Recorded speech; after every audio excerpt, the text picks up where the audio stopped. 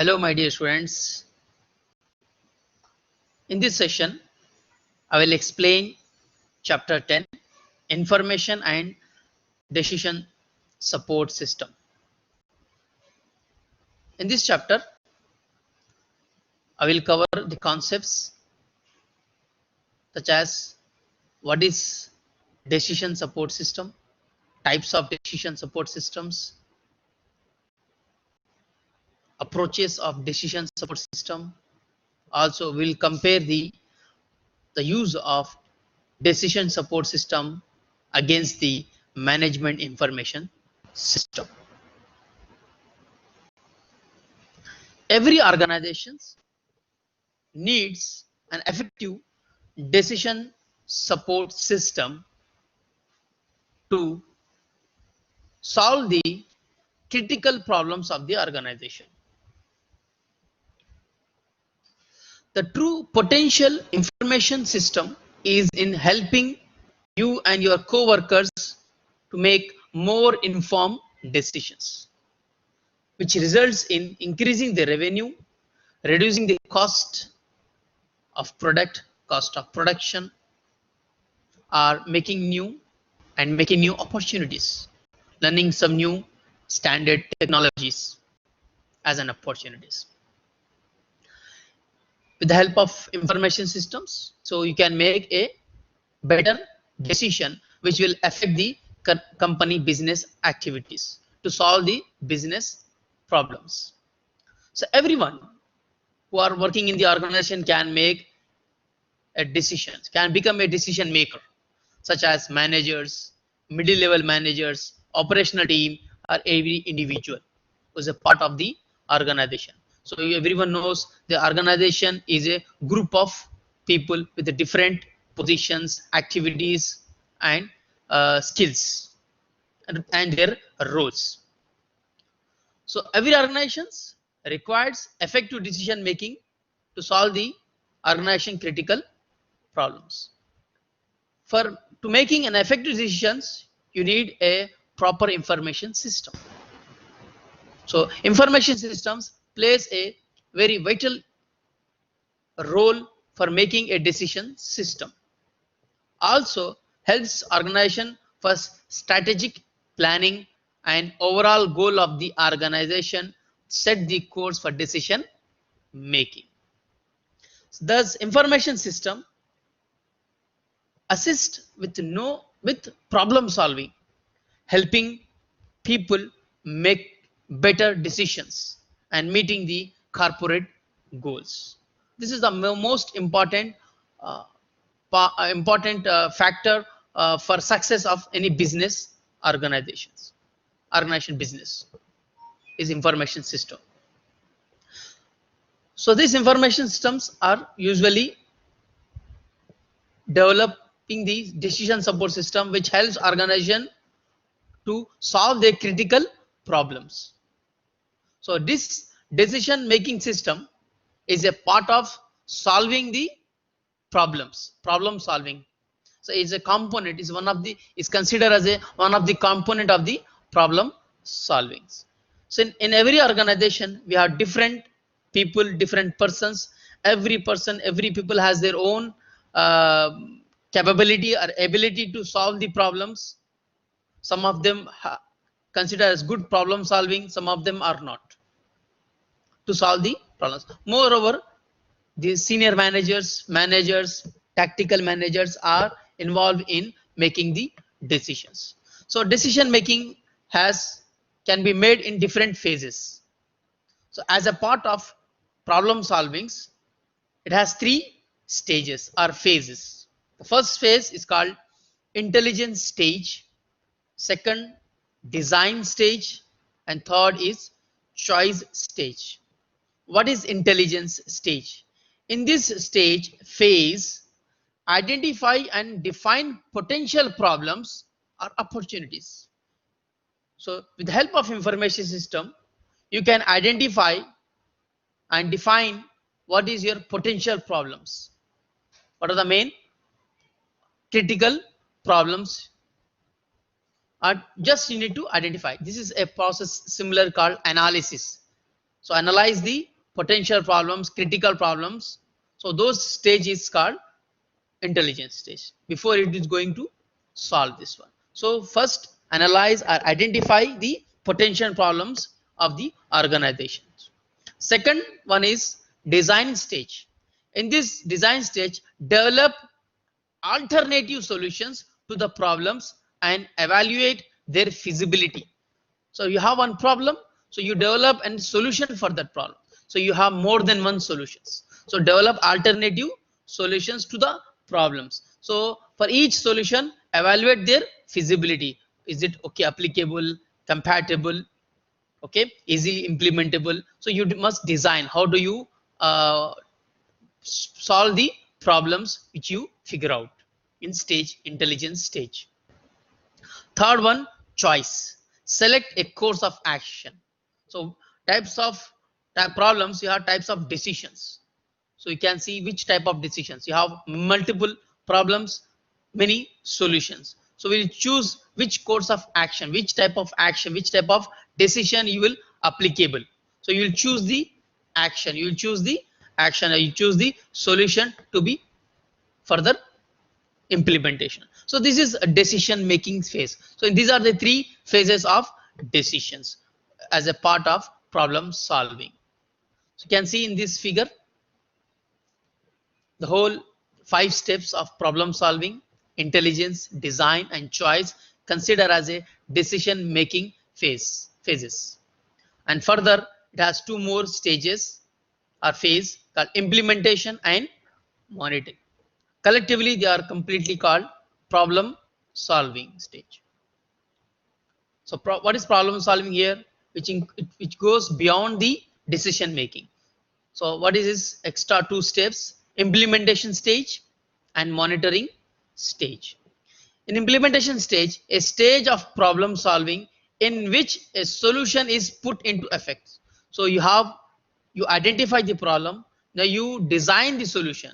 So this solution, and then you choose the which solution you will be effectively work for such identified problems. So keep in the implementation stage. When put into the effect means working, start working on that selected solution. This is called implementation. Simply working, executing the your designing or your solution to solve the problems. That's implementation.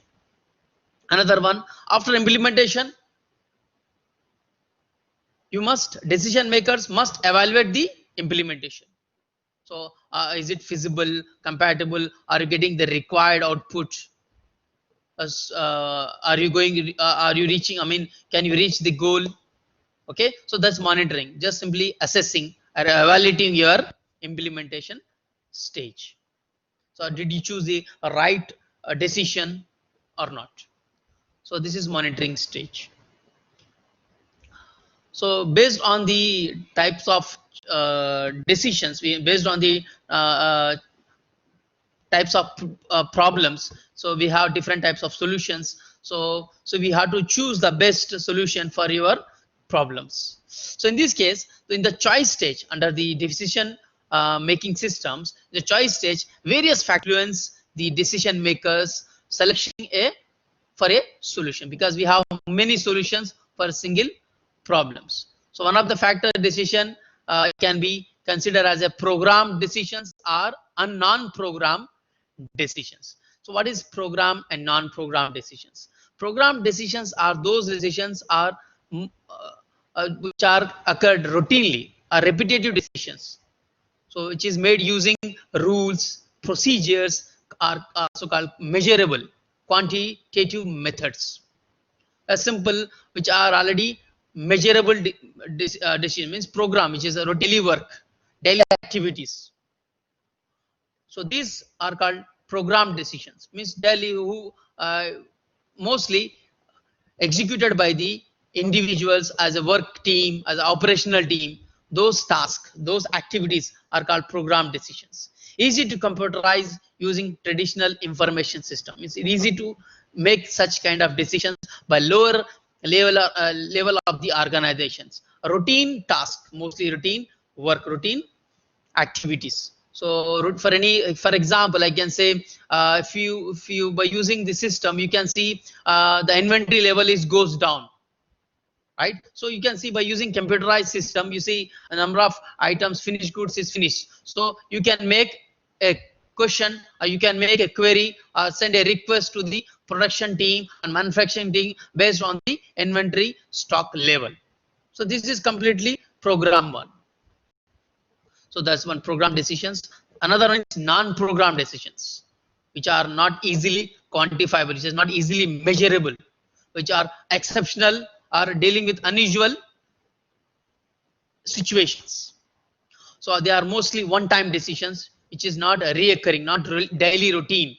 It is one-time decisions. They are mostly managerial decisions, the decision taken by the managements. Okay, so this is mostly related to analysis, budgets. So based on this, we have there are three types of decision making at different levels of the organizations. So one is, you can say, top level, middle level, lower level, upper level, different levels of organizations. So it depends on the organization structure and their culture, or we can say, so different types of decisions and different levels of the organizations. So first one is structured decisions, unstructured, and third one is semi-structured decisions. In structured decisions, there are variables. Those variables that comprise the decision are known and can be measured quantitatively. So here variable means a quantity which is going to change. So but they can be measured, which is similar to programmed, which can easily measurable, quantitative. You can see the diagram here, quantitative methods. Sorry, here in this program decision, which is nothing but a structured decisions. So variables that comprise the decisions are known, can be measured quantitatively, can easily identified, a routine, a task one. Unstructured decisions, these variables that affect the decision cannot be measured. Quantitative means decision is exceptionals, unusuals, which cannot be measured, which cannot be identified mostly. So next one is semi-structure, partial one. Only some of the variables can be measured quantitatively. Most business decisions are semi-structures. It's a combination of structured and unstructured decisions. So better we can explain with the help of figure, this one. See different levels of organization: strategic, senior management, upper management, tactical management, middle level management, and operational junior, or you can say individual, work group, a team, you can say a structure. This is structure level. The structure here, day-to-day operations, simple and routine. So easily manageable, easily you can make decisions and you can do the task. And go to the tactical operational management, and these people are tactical, I can say middle level managements.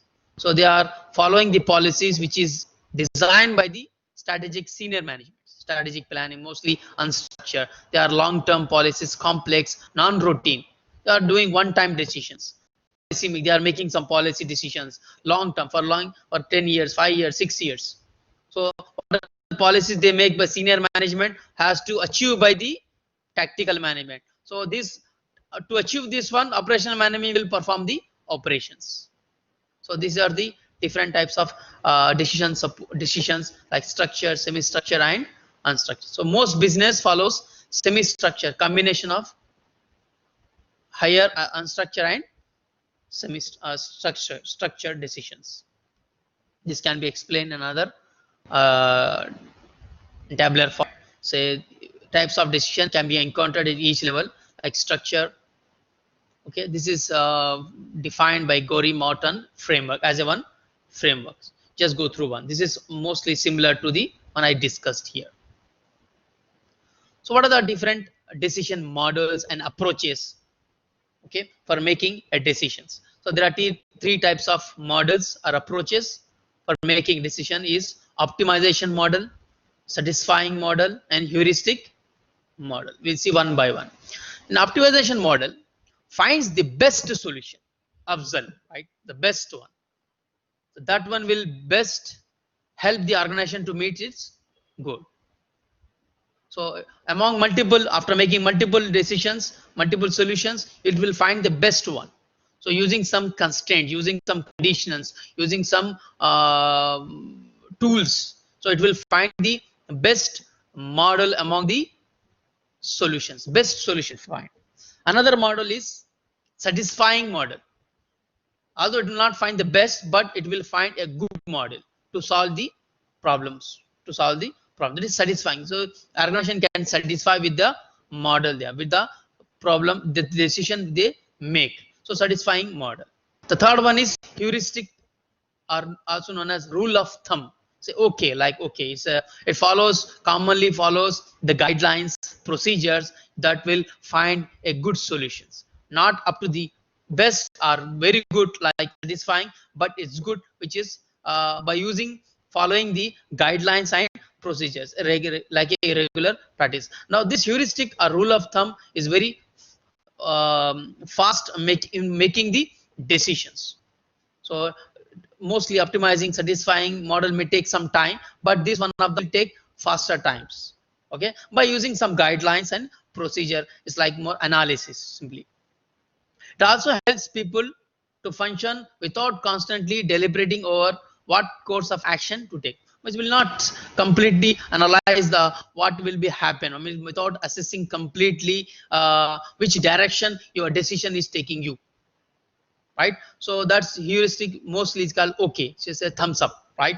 So that's an okay model, heuristic model. This is one of the model which find the solution to your problems.